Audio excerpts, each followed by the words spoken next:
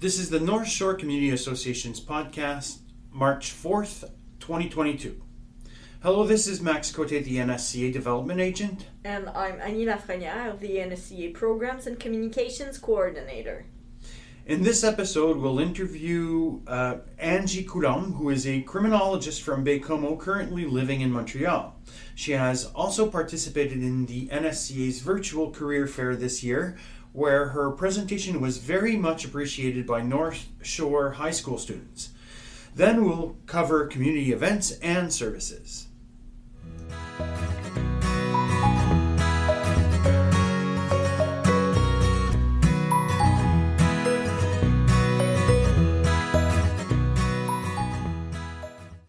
This is another interview of a community member on the NSCA podcast. The objective of these interviews is to showcase community involvement, services to the English-speaking community, and their professions or careers. Angie Coulombe was a resident of Baie-Comeau, who is currently living in the boroughs of Montreal and is a criminologist. Hello, Angie. Nice of you to speak to us today. The pleasure's all mine. Thanks for having me. First, can you state your full name, where you're from, where you live, and the career and job title? My name is Angie Coulombe. I am originally from Baie-Comeau, but am now living in Terrebonne. I am a criminologist currently working for Sûreté du Québec at the Montreal headquarters as Chief of Police Auditors. I'd like to hear how you chose this career and where you went to school to become a criminologist, starting from your high school, college, university, and any other post-secondary studies that you might have gone through. I attended Baie-Comeau High School from kindergarten to secondary 5, after which I left Baie-Comeau for college, John Abbott College to be more precise, in honors science. It didn't take very long for me to realize that that was definitely not the right path for me, so I immediately started seeing a guidance counselor at Carrefour Jeunesse Emploi. My passion for the crime domain and my need for thrill and adrenaline were more than evident, and so I enrolled in police technology at Collège de Maisonneuve. I absolutely loved everything I was learning. School was no longer work for me, it was a passion. But my internship made me realize that the police life was not one that I wanted. The conditions, the evening and night shifts, that didn't correspond to the kind of family life I dreamt about. So I pursued my studies in criminology at Université de Montréal and obtained my bachelor's degree in 2009. Today, I'm completing my master's in business administration at Université Laval because my career path recently led me to police management, and I intend on progressing down that path. Can you explain to me what the career of a criminologist entails? Yes, well, I started my career as a social worker for a community organization offering psychological support to people touched near or far by suicide. When I finally was able to get in the civil service, my first contract was for the position of criminologist at Institut Philippe Pinel de Montréal, a legal psychiatric institute for uncontrollably violent criminals and or criminals who have been deemed non-criminally responsible for cause of mental illness. There, I was responsible for assessing the risk of violence, the risk of recidivism. I recommended the treatment plan as far as therapies, growth programs, schooling, and outings. And I was also the one recommending to the court whether the patients needed to stay, transfer to a regular prison, or be released, and if so, under which conditions. My next contract for the civil service was as a parole officer for the Correctional Service of Canada in a penitentiary for murderers and sexual abusers. And my responsibilities there were essentially the same as at Pinel. Then I finally was offered a permanent position for the civil service as a counselor for accident victims at Société d'Assurance Automobile du Québec. I followed accident victims that presented a risk. I had to evaluate the type of risk they presented, fraud, mental illness, and accordingly either offer psychological support, recommend a treatment plan, recommend an investigation. And then finally this year, I obtained a promotion and became Chief of Police Auditors at Sûreté du Québec. I now am responsible for a team of police officers who investigate within the police force itself. What type of clientele do you work with, and are there multiple fields a criminologist can work in? Yes, as you can see from my previous answer, there are an infinite number of fields and clienteles possible for criminologists, since we can do any kind of social work. But the most common employers are DPJ, Département de la Protection de la Jeunesse, either with delinquent teenagers or child victims, prisons and penitentiaries, psychiatric institutes, probation, police as an analyst, or CAVAC, Centre d'aide aux victimes d'actes criminels, with crime victims. Can you describe to me what the CEGEP or college and university experience was like for you on the North Shore, or if you had to leave the region for your studies? As I said earlier, I left for college right after high school because I wanted to pursue my education in the English language. But in hindsight, I would not have had to do that. I was afraid that a French college education would be too much of a challenge, but then I was forced to change to a French college, and it proved me wrong. So anyone who would like to become a criminologist could attend Cégep de Bécomo, but would eventually have to leave for university, either in Quebec, Montreal, or Ottawa. Explain to me what a typical day in Angie's work routine looks like. I work from home since March 2020, so my workday is essentially Zoom meetings with management to explain what my team is working on and also get their opinion on the missions I'm responsible for. Then Zoom meetings with my police officers so they can keep me up to date on their investigations and so I can help them with my input. There's a lot of research, reading, and writing involved because at the end of an investigation, the officers produce a 50-page report, and I am responsible for the extreme quality of this report since it is destined to the very high instances of the Ministère de la Sécurité Publique.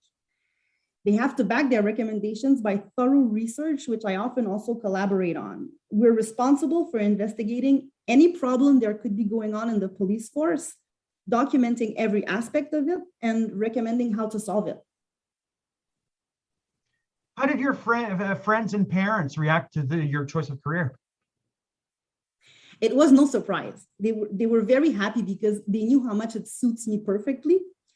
Of course, working so closely with criminals can be dangerous. They were a bit worried, but they never tried to stop me. They were very proud of my courage. How important is bilingualism in your work? I work for the Quebec government, and they're not allowed to ask of their employees that they speak English. Also, we have to do everything in our power to serve the population in French. If this is absolutely impossible because a person absolutely does not understand French, then we can speak English. That being said, as a person whose first language is English, I qualify as a minority for my employer, and this gives me access to certain privilege and priority. On the counterpart, I have to deal with all the Anglophones since most of my colleagues do not speak English. But also when it comes to research, I have access to a lot more information than my non-bilingual colleagues since a lot of it is in English. But yes, if you want to work for the Canadian government, for example, then bilingualism is mandatory. What would you have as advice to the young listeners if they're interested in this field of work? If you're really interested in crime, if being constantly surrounded by crime and by people's traumatic life stories is not something you think would bring you down in the long run, if you're devoted to helping others without any judgment whatsoever, if you can deal with the stress of possible danger, then go for it. It's definitely for you. You must know that you need really good grades, though, to get into college, not necessarily because you could do social sciences. You do not need to do police technology, but if you do, know that police technology not only requires good grades, but also good physical condition. And then, of course, criminology in university requires really good grades in college. So start thinking about it now because it may already be time to put in the effort towards your passionating career. Thank you so much, Ms. Angie Coulombe, for your participation to this podcast. I'd like to extend my gratitude from all our young listeners for participating in this interview. It was my pleasure. Thank you again for having me.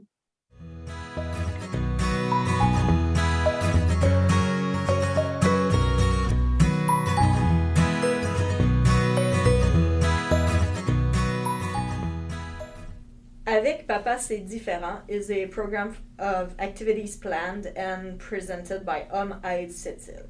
Every Saturday morning as of the 5th of March, an outdoor activity for fathers and their children will be offered. Activities such as snowshoeing, winter rallies, sledding, or even ice fishing will be offered in the next few weeks. To reserve, call Audrey at 418-961-1530. March 8th will be International Women's Day 2022. This is a day to reflect on women's condition all over the world. Salary differences, prejudices, mutilations, lack of representation in government are all just but a few injustices plaguing the women's condition. Take a few moments to reflect on and converse with your peers on the matter to show your support and spread awareness. Are you an English-speaking young adult between 18 to 29 living in Quebec? We want to hear from you. Take our Youth Pulse Check survey and help us to better understand the challenges youth are facing and whether you are getting the help that you need. All submissions are anonymous and will improve access to mental health services in Quebec. For every submission, CHSSN will donate $1 to the Kids Help Phone, up to $500. In addition, the NSCA will donate $2 to the Centre de Prévention du Suicide Côte-Nord for every North Shore respondent to the survey. Go to the NSCA Facebook page for the link to the survey. Both film festivals, Ciné7 and Cinoche, have announced their festival dates, both following the same dates of March 10th to the 20th. Ciné7 Film Festival will be showing 2 English films among their full programming. Belfast, a film from the UK, and Red Rocket, which is an American film. Cinoche announced that they will present 4 movies in English: Belfast from the UK, Come On, an American film, Nuestras Madres, a Belgium, France, and Guatemalan picture, and Forgotten Will Be, a Colombian picture.